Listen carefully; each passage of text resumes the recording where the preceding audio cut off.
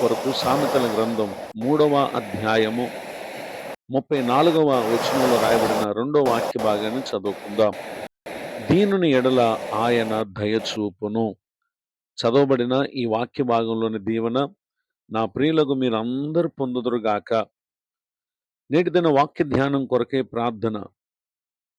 ప్రేమ కలిగిన మా తండ్రి, మీకు వందనాలు. నేడు చదవబడిన ఈ వాక్య భాగంలో నుండి మీరు మాతో మాట్లాడి మమ్మల్ని మీరు బలపరచమని యేసుక్రీస్తు నామములో ప్రార్థిస్తున్నాను తండ్రి, ఆమేన్. చదవబడిన ఈ వాక్య భాగంలో మన ప్రభు అయిన యేసుక్రీస్తు వారు ఆయన దయ చూపేటటువంటి దేవుడు. అయితే దేవుని దయను మన జీవితంలో మనం పొందాలి అని అంటే దీనులుగా మనం ఉండుట అది ఎంతో ప్రాముఖ్యమైనటువంటి సంగతి.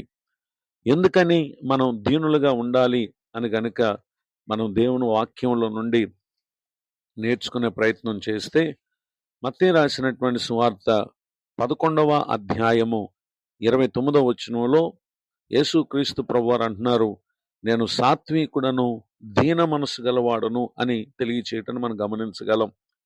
ఆయన మనసు ఏదైతే ఉందో మన జీవితమందు దానిని మనం కలిగి ఉండుట అది దేవుడు మన పట్ల దయ చూపటానికి కారణం అనేటటువంటి విషయాన్ని దేవుని యొక్క వాక్యం తెలియచేస్తా ఉంది.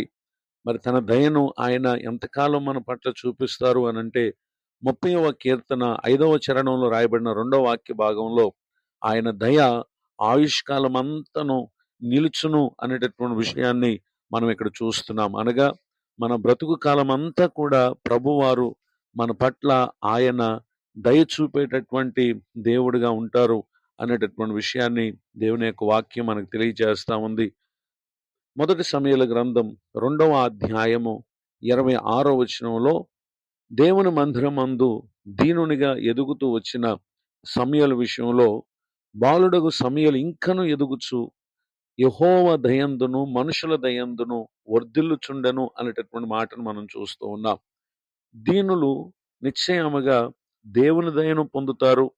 రెండవదిగా మనుషుల దయను కూడా పొందేటటువంటి కృపకు ప్రతి ఒక్కరు కూడా పాత్రులు కాగలరు.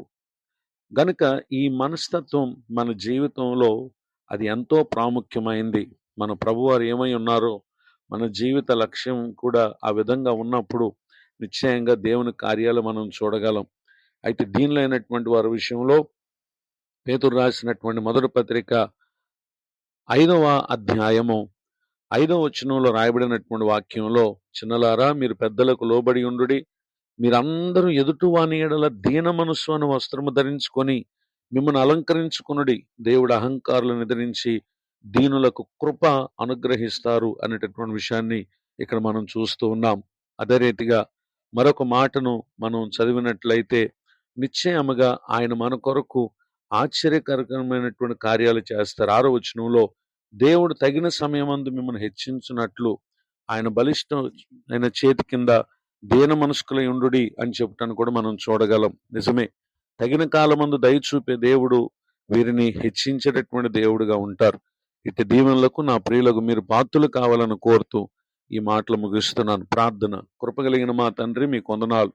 నేడు విన్న ఈ మాటల ద్వారా మాలో గర్వము, అసూయ, ఇట్టి అహంకారము అనేటటువంటి లక్షణాలను తొలగించి మీ మనసును కలిగి మేము జీవించి ఇటు దీవెనలకు మేము పాత్రలు మొగనట్లుగా సహాయం చేయండి. దైవజనులను, వారి కుటుంబాన్ని, సేవా పరిచయను దీవించండి. కృంగిన వారిని, దుఃఖితులను ఆదరించండి. మరొక నూతన సంవత్సర దయాకిరీటాన్ని ఈ దినం పొందిన మా ప్రియులు తమ ముందున్నటువంటి సంవత్సరములన్నీ దీన మనసును వస్త్రముగా ధరించుకుని జీవించుటకు సహాయం చేయండి. యేసుక్రీస్తు నామములో ప్రార్థిస్తున్నాను తండ్రి, ఆమేన్. తండ్రి, కుమార, పరిశుద్ధాత్మ దేవుడు తోడు నడిపించును గాక, ఆమేన్.